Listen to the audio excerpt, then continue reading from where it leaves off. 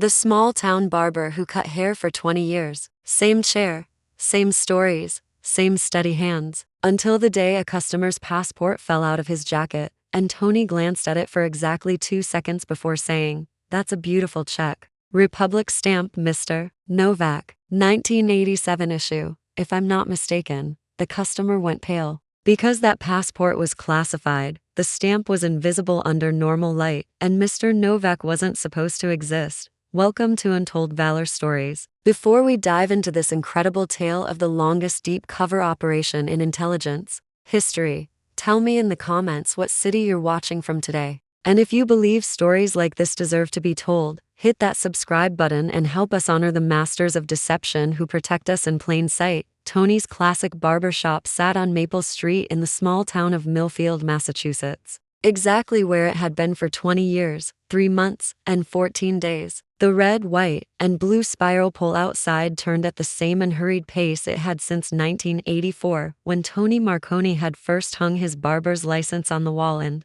begun cutting hair for $8 a trim. The shop itself was a time capsule of authentic Americana. Black leather chairs from the 1950s, yellowed photographs of baseball players and movie stars, glass jars filled with blue barbicide, and the constant hum of electric clippers that had been serviced religiously every 6 months for decades. The smell was always the same: aftershave, talcum powder, and the faint medicinal scent of sterilization solution. Tony had become part of Millfield's infrastructure, as reliable as the town clock and as unchanging as the Bronze War Memorial. In the center of the town square, he opened at a m sharp every Tuesday through Saturday, closed at exactly p.m., and took Sundays and Mondays off to visit family in Boston, family that no one in Millfield had ever met but everyone accepted as real because Tony had been talking about them for 20 years. His customer base spanned 3 generations. He'd cut hair for grandfathers, fathers, and sons, creating relationships that stretched across decades. And family trees. Tony knew everyone's usual cut, everyone's sports, team preferences, everyone's family drama, and everyone's political opinions. He was the repository of 20 years of small-town conversation, the keeper of secrets that weren't really secrets, and the neutral ground where men could argue about baseball without consequences. What made Tony exceptional as a barber wasn't just his skill with scissors and clippers, though he was genuinely talented. It was his ability to make every customer feel like the most important person in his day. He remembered details: whose son had joined the Marines, whose wife was battling cancer, whose business was struggling with new competition. He offered exactly the right amount of conversation for each personality type, from the chatty regulars who wanted to solve the world's problems in 30 minutes, to the silent customers who preferred their haircuts accompanied only by the sound of scissors. Tony's personal life was as consistent as his professional routine. He lived alone in a small apartment above Mrs. Henderson's garage, drove a 15-year-old Honda Civic that he maintained meticulously, and spent his free time reading newspapers, watching baseball games, and tending a small garden behind his building. He dated occasionally but never seriously, explaining to curious customers that he was too set in his ways for marriage and too busy with the shop for complicated relationships. The only unusual thing about Tony, according to the people of Millfield, was his remarkable memory for faces and details. He could remember customers who came in once a year, recall conversations from months earlier, and somehow keep track of dozens of family relationships and personal histories without ever writing anything down. But in a small town where personal memory was still valued over digital records, Tony's mental database was seen as an asset rather than an anomaly. What the people of Millfield didn't know was that Tony Marconi wasn't his real name, and cutting hair wasn't his real profession. His actual name was classified at levels that most government officials didn't have clearance to access. His real profession involved skills that had nothing to do with barbering and everything to do with the kind of deep cover intelligence work that required years of preparation, perfect character development, and the ability to maintain fictional identities under scrutiny that could last decades. Tony's barber shop wasn't just a business, it was one of the most sophisticated intelligence gathering operations the CIA had ever deployed on American soil. For 20 years, he'd been collecting information, monitoring communications, and tracking individuals of interest while maintaining a cover identity so perfect that even federal background checks confirmed his fictional biography. The shop's Basement, accessible only through a hidden entrance behind the water heater, contained communication equipment, analysis tools, and archived intelligence reports that documented 2 decades of surveillance work. Tony had monitored Soviet sleeper agents during the Cold War, tracked terrorist financing networks after 9/11s, and identified foreign intelligence operations that threatened American security interests. But his most important work had always been the most invisible, simply being present, being trusted, and being the kind of person that people told things to without realizing they were sharing information that might be valuable to national security. Tuesday morning, October 15th, started like any other day in Tony's carefully orchestrated routine. He arrived at the shop at 7:45 a.m., unlocked the front door, turned on the lights, and began preparing his workspace with the methodical precision of someone who'd performed the same tasks more than 6,000 times. At 8:17 a.m., his first customer of the day walked through the door, a man Tony had never seen before, which was unusual in a town where he'd been cutting hair for 2 decades. The stranger was approximately 45 years old, wearing an expensive suit that suggested business travel, and carrying himself with the controlled awareness that Tony's training allowed him to recognize as possible law enforcement or intelligence. Background: "Good morning," the man said, settling into Tony's chair. "I'm passing through town on business, hoping you can fit me in for a quick trim." "Of course," Tony replied, fastening the cape around the customer's neck with practiced efficiency. "What kind of work brings you to Millfield?" "Government consultation," the man replied vaguely. "Nothing exciting, just reviewing some regional security assessments." Tony began cutting hair with the steady rhythm that had become second nature. But his trained mind was automatically processing details about his unexpected customer. The man's posture suggested combat training. His watch was military issue but designed to look civilian. His shoes were high-quality leather, but broken in enough to suggest someone who walked long distances professionally. "You're not from around here," Tony observed, making conversation while continuing his assessment. "Washington area originally, but I travel a lot for work." Tony continued cutting hair and making small talk, but he was also conducting the kind of subtle interrogation that his real training had taught him. Questions that seemed like casual barber shop conversation but were actually designed to elicit information about the customer's background, purpose, and potential threat level. 20 minutes into the haircut, something unexpected happened. The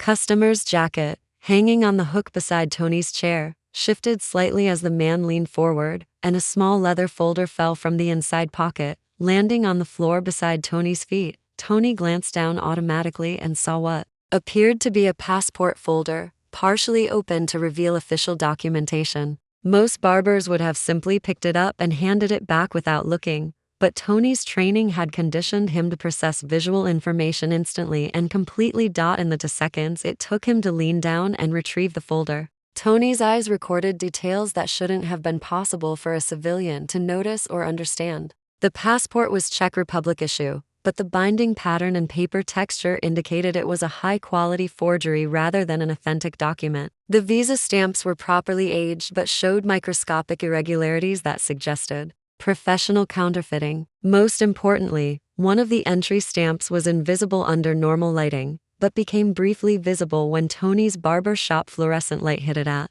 exactly the right angle. Tony straightened up and handed the folder to his customer with a casual comment that would change both their lives. "That's a beautiful Czech Republic stamp, Mr. Novak. 1987 issue, if I'm not mistaken." The customer went completely still. The name Novak wasn't visible anywhere on the documentation, and 1987 referred not to the year the stamp was issued, but to a classified operation code that only a handful of intelligence professionals would recognize. For 30 seconds, neither man spoke. Tony continued cutting hair as if nothing had happened, but both of them understood that the careful balance of the last 20 years had just shifted in ways that couldn't be undone. Finally, the customer spoke, his voice carrying a weight that hadn't been there during their earlier conversation. "How did you know that name?" Tony met his eyes in the mirror, and for the first time in 20 years, allowed a hint of his real identity to show through his barbershop persona. "Because I've been waiting for someone like you to walk through my door for 2 decades." The customer, who Tony now knew was definitely not a routine business traveler, studied Tony's reflection in the mirror with the systematic attention of someone trained to read people under pressure. "You're not just a barber. I'm an excellent barber," Tony replied, continuing to work on the haircut with steady hands. "I'm also other things." "What kind of other things?" Tony paused in his cutting and met the man's eyes directly. "The kind that require security clearances higher than most people imagine exist." The customer absorbed this information without visible surprise, which confirmed Tony's assessment that this was a professional who'd encountered deep cover operations before. "How long?" 20 years, 3 months, 14 days. "Same identity the entire time?" "Same identity, same location, same profession. Perfect documentation, perfect backstory, perfect community integration." The customer was quiet for several minutes while Tony finished the haircut, both men processing the implications of what had just been revealed. When Tony removed the cape and brushed away loose hair, the customer remained seated. "I need to make some calls," he said finally. "I assumed you would." Tony began cleaning his tools with the same methodical precision he'd maintained throughout their conversation. "But I should mention that this shop has been under surveillance countermeasures for 20 years. Any communications you make from here will be secure." "Countermeasures?" Tony gestured subtly toward equipment that looked like standard barber shop fixtures but served dual purposes. Signal jammers built into the light fixtures, white noise generators in the air conditioning system, communications scramblers in the electrical outlets. "This building is probably the most secure location in a 50-mile radius." The customer looked around the shop with new appreciation for details he'd initially dismissed as small-town charm. "Who are you working for?" "People who need barber shops in small Massachusetts towns to serve functions beyond cutting hair." "And your mission?" Tony was quiet for a moment, calculating how much he could reveal without compromising operations. That extended far beyond his individual assignment. 20 years ago, certain agencies determined that they needed long-term observation posts in communities that might become relevant to national security interests. Small towns near universities, military installations, or transportation infrastructure. Places where people talk, where information flows naturally, where someone could monitor regional activity without attracting attention. "And you volunteered for a 20-year assignment?" "I volunteered for an indefinite assignment. The 20 years happened because the mission required it." The customer stood up and walked to the window, looking out at Maple Street with new understanding of what he was observing. "How many operations like this exist?" "That's not information I'm authorized to share." "But you're authorized to reveal yourself to me." Tony smiled, the first completely authentic expression he'd shown since the passport incident. "Actually, I'm not authorized to reveal myself to anyone. But after 20 years of perfect operational security, I think I've earned the right to make some judgment calls about unusual circumstances." The customer turned back toward Tony. "My name is David Chen. I'm with a joint task force that monitors intelligence operations in the northeastern United States. We've been trying to identify undocumented assets in this region for 6 months, and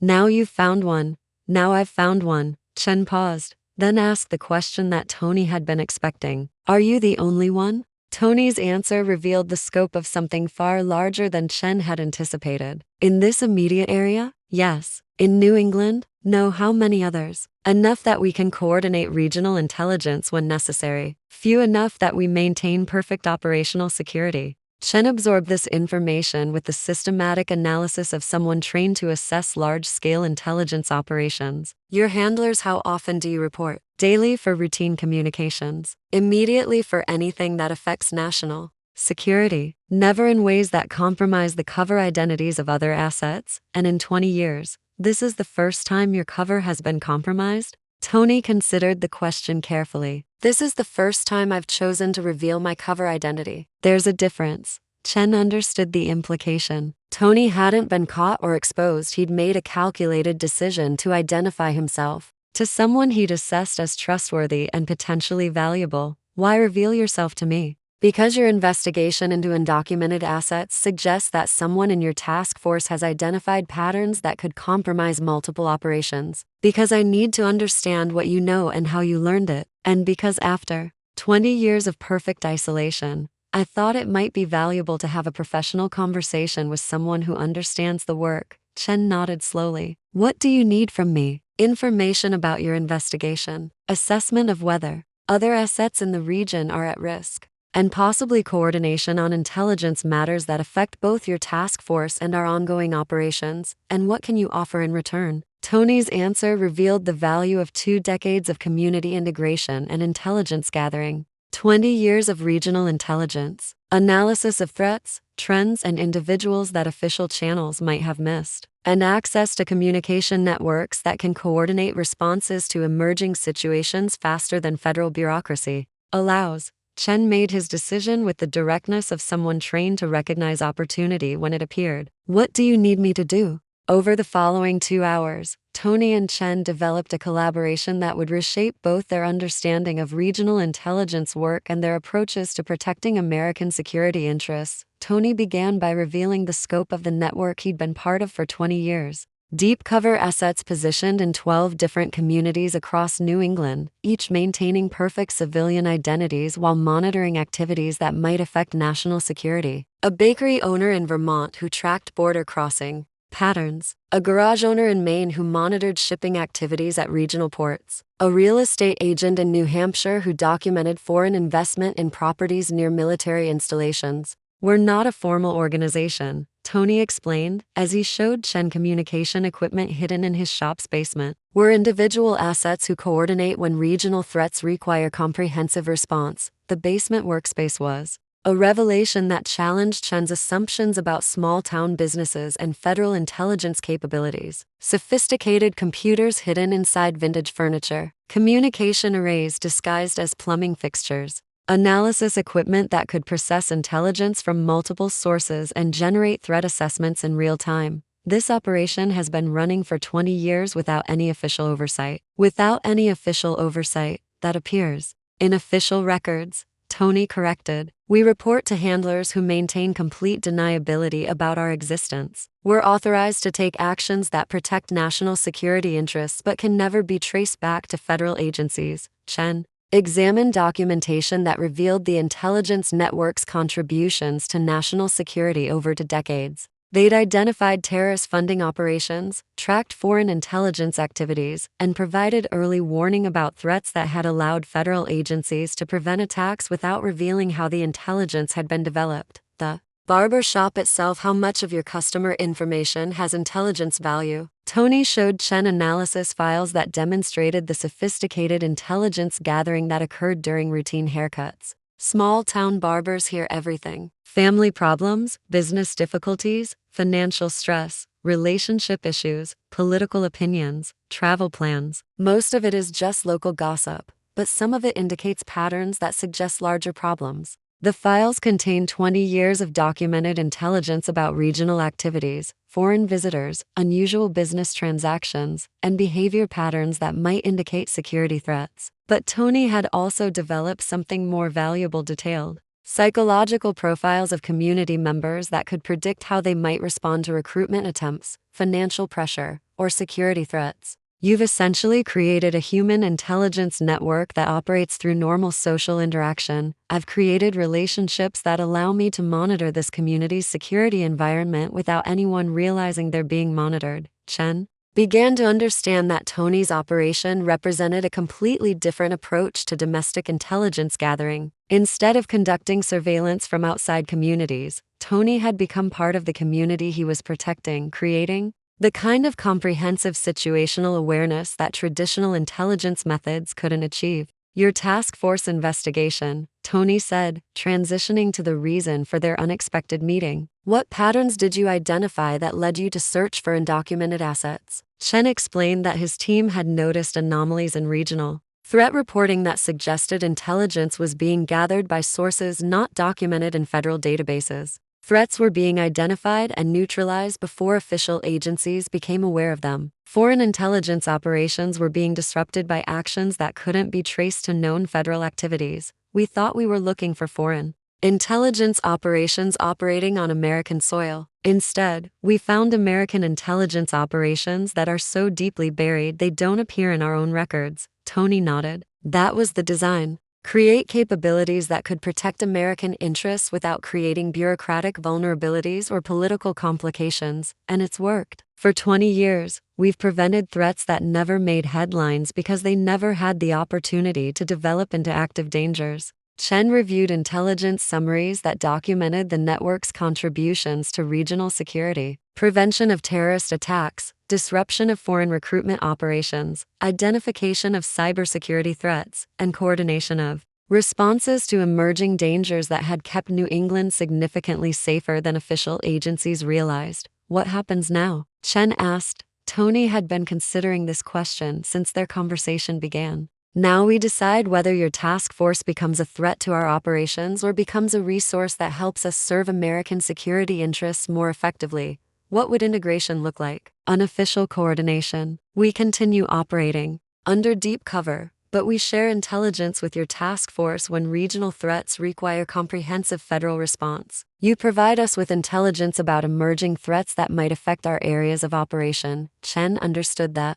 Tony was offering access to intelligence capabilities that no federal agency had been able to develop through official channels. 20 years of community integration, human intelligence networks, and local knowledge that could enhance federal security operations without compromising existing assets. What do you need from me? Protection for our network's operational security, intelligence about your task force's investigation methods, and possibly authorization to expand our cooperation with federal agencies that understand the value of unconventional intelligence gathering. Chen made his decision. You'll have it. 6 months after David Chen walked into Tony's barber shop, the collaboration between the Deep Cover Network and federal task forces had evolved into one of the most effective regional intelligence operations in American history. Tony continued, cutting hair for the people of Millfield, maintaining the civilian identity he'd perfected over 20 years. But he also became a liaison between the hidden network of deep cover assets and federal agencies that needed their unique capabilities for protecting American communities.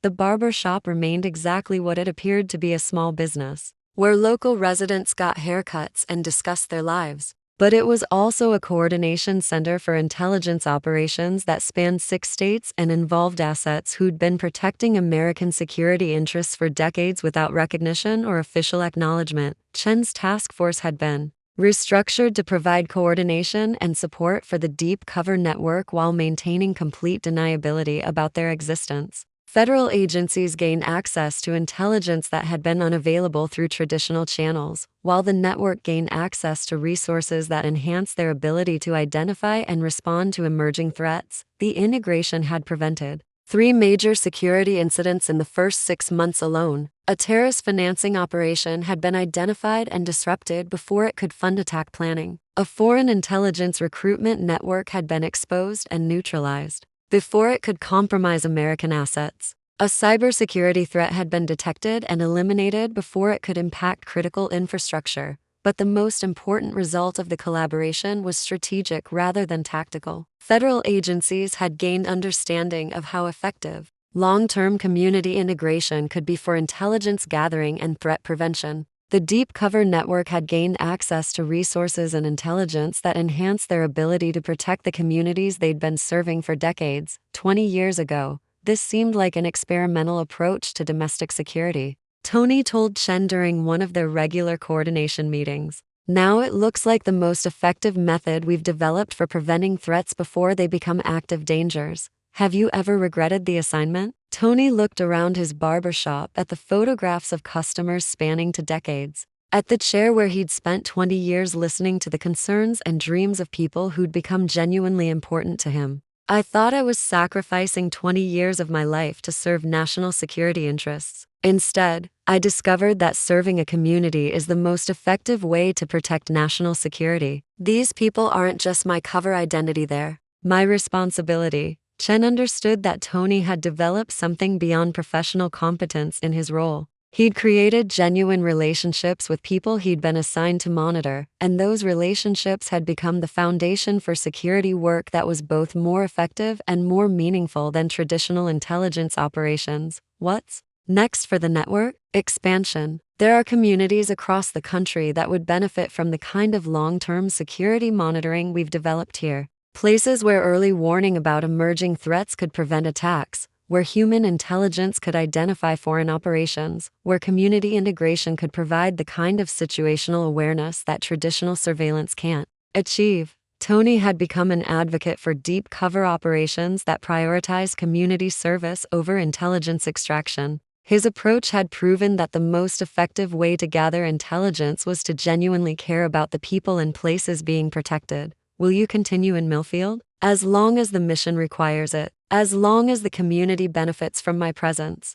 As long as there are threats that require the kind of patient, persistent monitoring that can only be achieved through genuine community integration. Tony had discovered that deep cover intelligence work could be both a professional assignment and a personal calling. Protecting American security interests was most effective when it involved protecting specific American communities filled with people whose lives mattered beyond their intelligence value. 2 years after his cover identity had been revealed to David Chen, Tony Marconi continued cutting hair at his barber shop on Maple Street, serving customers who still had no idea they were being protected by one of the most sophisticated intelligence operations in American history. The red, white, and blue barber pole continued to turn at the same unhurried pace. The leather chairs remained comfortable and familiar. The conversations continued to flow with the easy rhythm of small-town life, where people knew each other's stories and cared about each other's problems. But beneath the surface, Tony's work had evolved into something larger than individual intelligence